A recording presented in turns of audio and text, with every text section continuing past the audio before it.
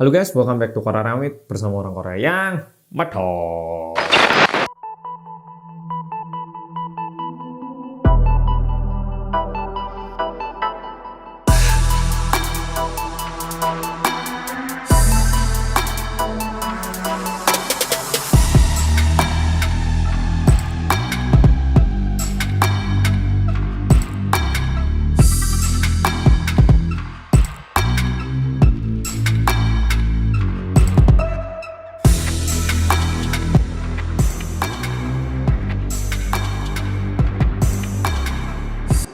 Oke, polo-polo, kembali lagi di episode ketiga. Kali ini kita bakal bahas kasusnya Yu Yong Chol. Dia ini mendapatkan hukuman untuk melakukan pembunuhan sebanyak 20 orang. Tapi kalau berdasarkan dirinya sendiri, dia itu katanya membunuh 26 hingga 27 orang. Cuman 6 atau 7 pembunuhan lainnya ini nggak bisa dibuktikan, sehingga dia ini menerima hukuman atas pembunuhan 20 orang. Dan seremnya, dia itu masih hidup. Dan di video kali ini aku nggak bakal sendiri, aku mau ngajak mantanku untuk bareng ya.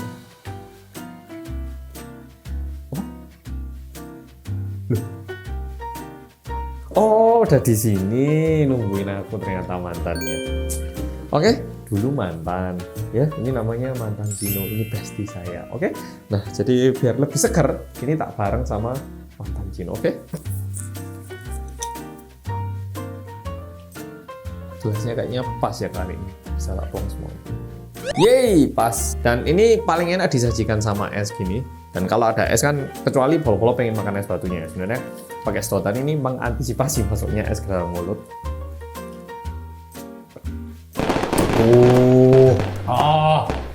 Enak tapi praktis banget. Praktis tapi enak. Enak tapi praktis. Praktis tapi enak.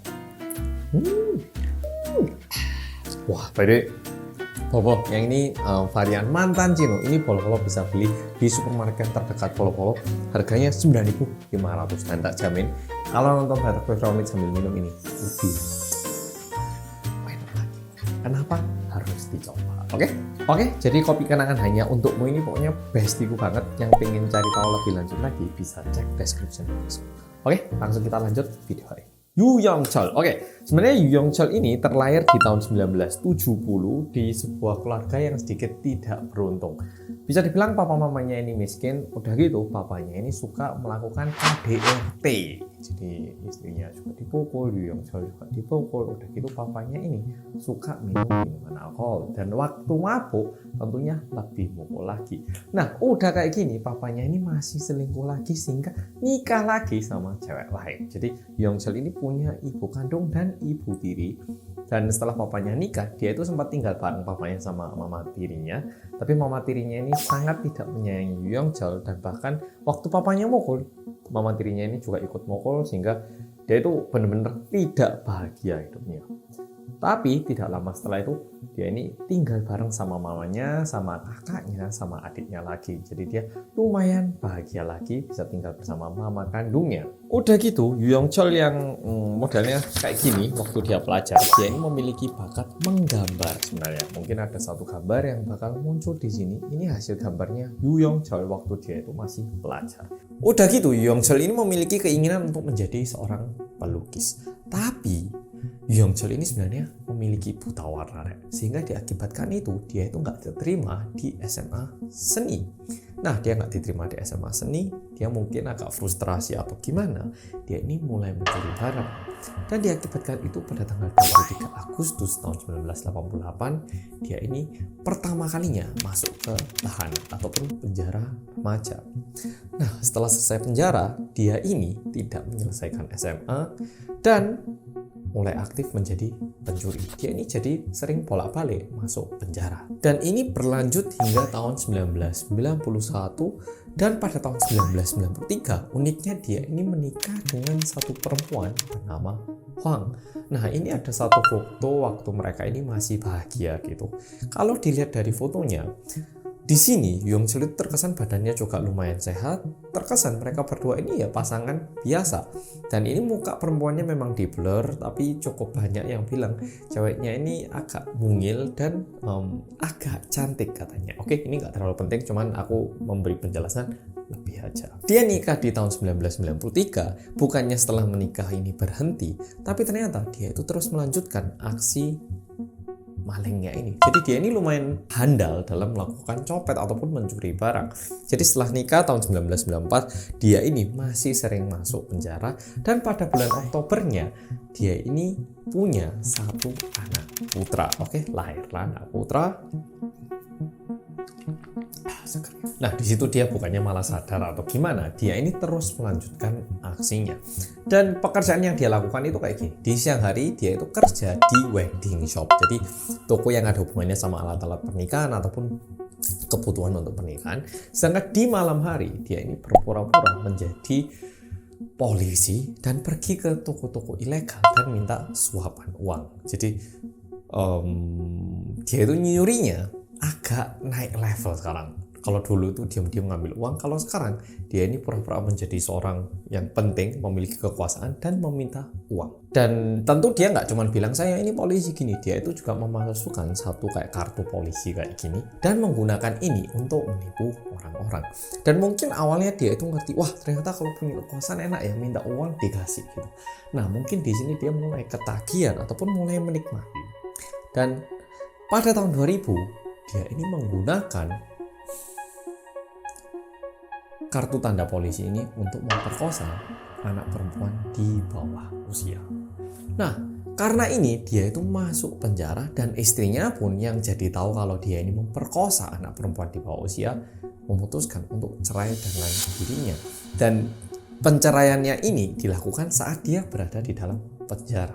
Dan kalau berdasarkan rekor yang ditulis oleh polisi, tertulis bahwa Yoo Yong Chol itu lumayan shock ketika dia itu dicerai sama istrinya. Jadi proses penceraian yang dipilih oleh istrinya itu bukan cerai negosiasi ataupun cerai dengan baik, tapi cerai satu arah. Aku nggak mau lagi jadi pasangan kamu karena kamu orangnya jijik kayak gini, sehingga mereka cerai dalam kondisi dia itu punya anak putra. Nah setelah itu pun dia itu nggak berhenti maling, dan suatu hari dia ini ke sidang lagi, dan di situ dia itu lagi-lagi menerima hukuman penjara 10 bulan. Dia itu minta ke hakimnya, Pak Hakim tolong diringankan dong Pak Hakim, saya nggak bakal gini lagi. Biasalah ya, dia minta diringankan gitu. Hakimnya di sini nolak, tidak bisa diringankan.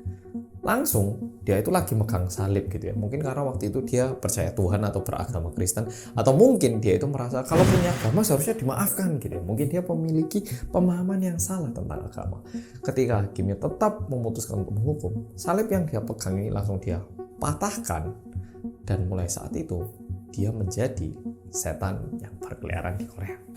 Kejadian pertama itu terjadi pada tanggal 24 September 2004, dan ini adalah info yang tidak ada di video lain atau video sebelumnya, yaitu dia ini melakukan pembunuhan pada seorang dosen ternama.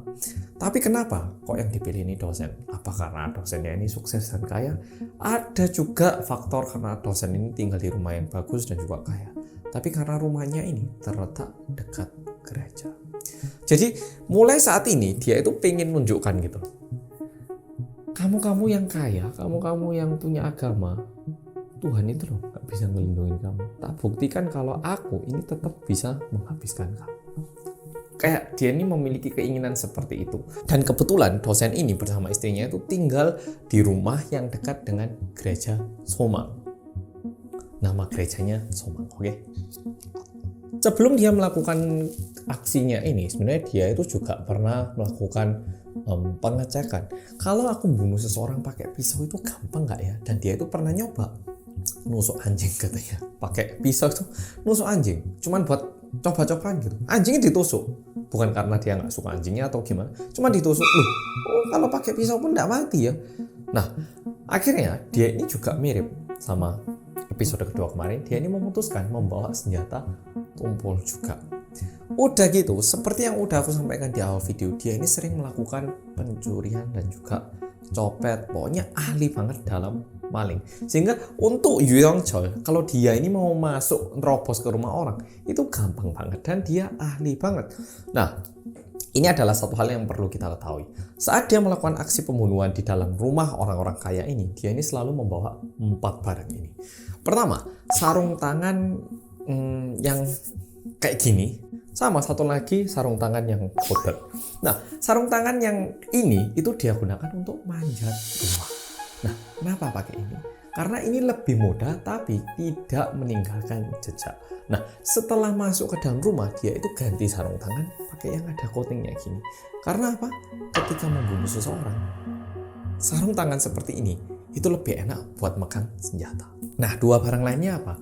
Dia ini selalu bawa pisau, jackknife, sama palu kayak gini. Loh, kok nggak dua-duanya kenapa?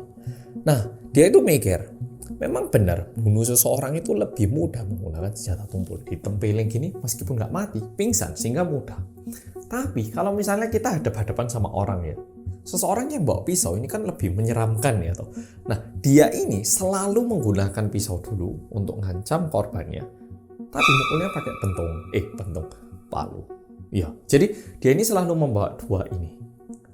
Tapi bukan berarti cuma ini yang digunakan. Dua-duanya digunakan, tapi saat pertama kali berpapasan dengan korban, pisau dulu yang digunakan. Jadi dia ini benar-benar melakukan persiapan dalam melakukan aksinya ini. Oke, jadi tanggal 24 September ini kejadiannya di daerah Gangnam, Sinsadong. Ini daerah orang-orang kaya. Seperti yang udah aku sampaikan tadi, dia manjat ke dalam rumahnya. Habis gitu setelah masuk rumah, dia ini katanya bakat banget, Rek. Dia masuk rumah orang, itu dia langsung menginspeksi. Ada berapa orang di rumah ini? Lantai 2 ada orang nggak? Oke, lantai 2 nggak ada orang. Lantai 1 ada berapa orang? Oke, ada 2 orang, laki-laki dulu yang dibunuh.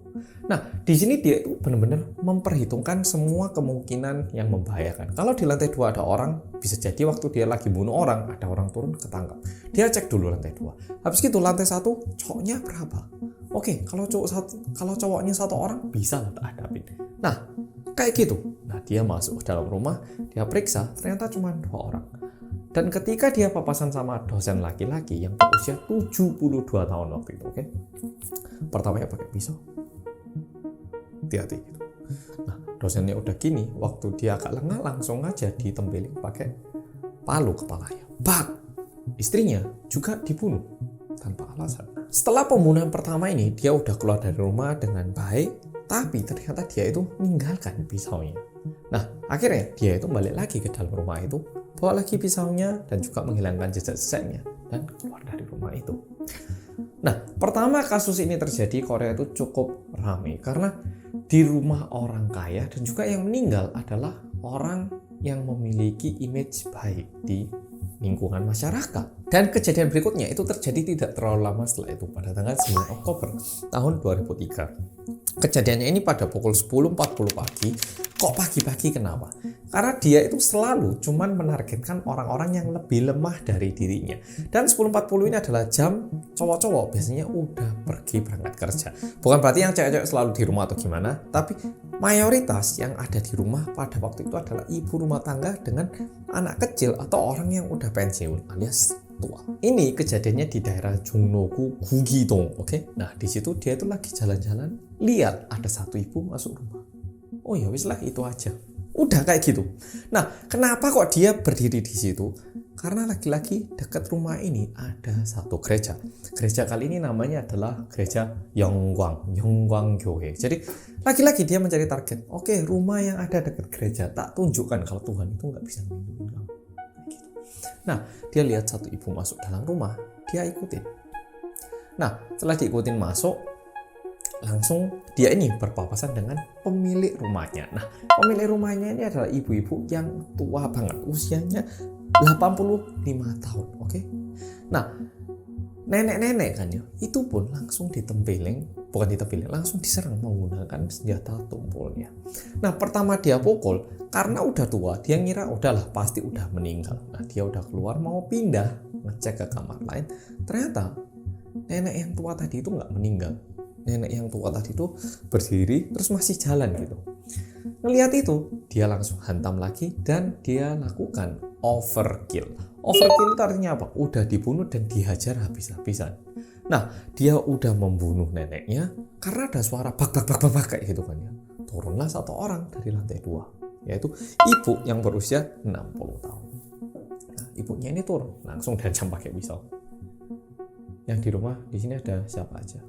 Ibunya bilang, di atas ada putra saya sama suami saya. Oh ya? tunjukkan. Nah, disuruh nganter ke tempat di mana suami sama anak putranya ini berada. Setengah perjalanan, ibunya ini langsung dia pukul lagi menggunakan palu. Nah, anaknya pun yang mendengar sebuah suara yang aneh. Anaknya ini anak putra berusia 35 tahun keluar dari kamarnya dan coba ngecek. Nah, dia ini juga papasan dengan Yu Yongcheol dan mungkin Yu Yongcheol ngerasa kayak, wah ini orang bisa jadi bunuh aku kalau aku nggak bunuh dia. Mungkin dia merasa terancam karena cowok juga dan juga muda. Ini cowok dia hajar habis-habisan. Kepalanya itu dia pukul benar-benar sampai semua cairan dalam kepalanya itu katanya keluar. Setelah itu dia itu mencoba mencari si suami yang katanya ibunya ada di dalam rumah, tapi di lantai 2 nggak ada, di basement juga nggak ada. Jadi setelah itu dia meninggalkan tempat ini. Nah, dalam waktu 2 hari dia udah berapa orang yang dia bunuh? 5 orang. Kejadian ketiga terjadi pada tanggal 16 Oktober tahun 2003. Ini terjadi di daerah Gangnam, Samsu-dong. Kali ini korbannya adalah seorang ibu berusia 69 tahun. Sebenarnya kejadian ini terjadi pada pukul 12:30. Nah, ibunya ini diserang dan dipukul. Dan sebenarnya ibunya ini nggak meninggal hingga anaknya pulang kembali ke rumah dan menemukan ibunya yang kritis. Udah dipindahkan ke rumah sakit, namun tidak berhasil diselamatkan. Dan 1 bulan setelah itu, dia kembali lagi beraksi pada tanggal 15 November tahun 2003. Kali ini kejadiannya terjadi di daerah Jongro-gu, Hae-hwa-dong. Korban kali ini berinisial Kim, berusia 87 tahun, dan satu lagi adalah orang bisa dibilang kayak baby sister, berusia 53 tahun yang bekerja di rumah itu. Yang Kim yang berusia 87 tahun itu dibunuh begitu aja. Sedangkan yang baby sisternya ini sebenarnya dia itu bilang di rumah ini ada bayi, please jangan bunuh saya. Nah, ditunjukkanlah bayinya. Di sini ada profiler yang bilang mungkin saat dia melihat bayinya ini, karena bayi laki-laki, dia itu teringat akan anak putranya, sehingga bayinya ini itu dia pindahkan ke sofa, lalu dia sedikit bungkus pakai selimut, tapi tentu bukan dengan cara yang baik ya, tapi asal-asalan bungkus dan membunuh baby sisternya. Jadi dua-duanya tetap dibunuh, tapi bayinya itu tidak dibunuh dan untungnya bayinya ini berhasil diselamatkan. Setelah kejadian ini mungkin dia itu lebih pengen membunuh aja ataupun pengen membunuh lebih cepat lagi, sehingga cara pembunuhannya ini berubah lagi. Nah, kalau sebelumnya dia ini masuk ke dalam rumah orang dan membunuh di dalam rumah, sekarang itu dia ganti. Dia memanggil cewek-cewek PSK ataupun yang bisa dipanggil pokoknya. Nah, ketika ketemuan dia tawarkan, yuk kalau berhubungan di rumahku tak kasih uang lebih lagi. Udah gitu kan sama-sama nyaman, yuk ke rumah. Dia ajak ke rumah. Untuk korban pertama itu pada tanggal 15 Maret 2004, berusia 23 tahun. Setelah berhubungan, entah kenapa ceweknya itu nggak meninggalkan tempat ini. Mungkin belum dibayar atau gimana. Ceweknya ini berada di rumah itu hingga keesokan harinya, tanggal 24. Keesokan harinya, ceweknya ini sebenarnya udah kayak nyerah, udah nggak mau nerima uangnya lagi karena ngerasa nggak nyaman. Dan waktu ini perempuan mau keluar, ini ditangkap sama Yu Yongcheol, dibawa ke toilet, dikilikitik ataupun dibuat kayak geli gitu. Habis gitu, kan ceweknya karena geli pasti nunduk. Kepalanya ini dihantam pakai palu yang dia gunakan di pembunuhan-pembunuhan sebelumnya. Dan setelah itu, ceweknya ini dibunuh. Nah, masalahnya di sini. Kalau seseorang itu dibunuh dalam rumah, mungkin pembunuhannya lebih mudah. Tapi bagaimana membuang mayatnya ini? Ya toh. Dan untuk mengantisipasi situasi ini, ternyata Yu Yongcheol ini pernah mempelajari kayak tubuh manusia, gimana cara motongnya dan bagaimana susunan tubuh manusia ini. Nah, jadi setelah dibunuh, dia itu gantung ceweknya biar darahnya keluar semua dari badannya. Habis gitu, dia potong-potong. Nah, ini bahkan ada satu gambar, ini adalah kayak lukisan gimana dia motong korbannya. Dan kejadian ini terus berlanjut. Tanggal 15 April 2004, dia lakukan lagi, dia panggil lagi cewek, diajak ke tempat rumahnya, ke tempat penginapan lagi, dibunuh lagi di sana. Ini dia lakukan terus-menerus. Dan di sini dia itu ngerti kalau yang dipanggil adalah cewek-cewek panggilan. Jarang orang akan mencari dan mudah banget karena nggak ada yang nyariin mereka. Dan udah gitu pun polisi juga nggak terlalu nyadar kalau cewek-cewek seperti ini hilang gitu. Dan setelah itu dia ini melakukan kejahatan-kejahatan seperti ini berulang kali. Ini tanggal-tanggalnya, semuanya caranya sama banget.